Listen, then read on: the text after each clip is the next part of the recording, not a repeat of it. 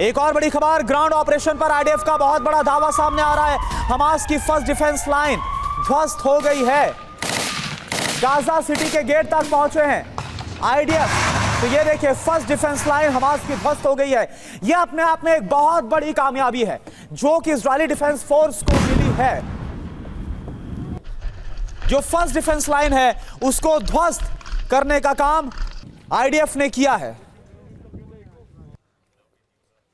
और ऐसे में जाहिर सी बात है कि जो हमास है उसकी ताकत भी कहीं ना कहीं से कमजोर होगी।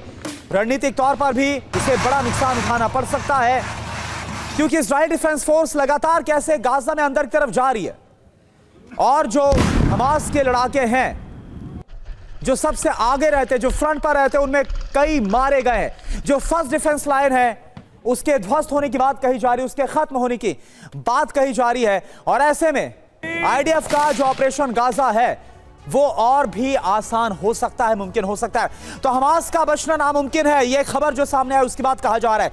कैसे तेजी के साथ लगातार आईडीएफ आगे बढ़ रही है, गाजा शहर के करीब पहुंच गई, गाजा शहर के करीब पहुंच गई है आईडीएफ, ये बात कही जा रही है। हमास का पहला सुरक्षा घेरा, जो डिफेंस लाइन का सर्कल था, वो पूरी तरह से ध्वस्त कर दिया गया, खत्म कर दिया गया।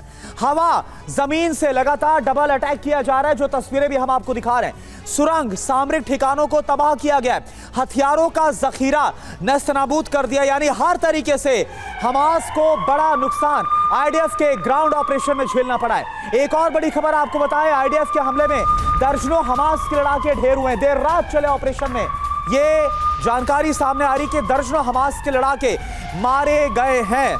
तो भले ही आईडीएफ के लिए बहुत चुनौतीपूर्ण साबित हो रहा है, क्योंकि हमास का गढ़ है गाजा, जहां पर सुरंगों के जाल से लेकर हथियारों का जखीरा हमास के पास इकट्ठा है।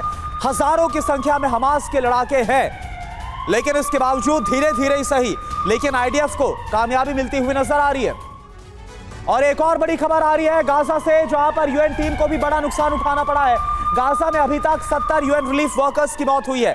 पिछले 24 घंटे की ही बात कर ली जाए तो 3 यूएन वर्कर्स की मौत हुई है। कई यूएन वर्कर ड्यूटी के दौरान घायल भी हुए हैं, जो जानकारी आ रही है।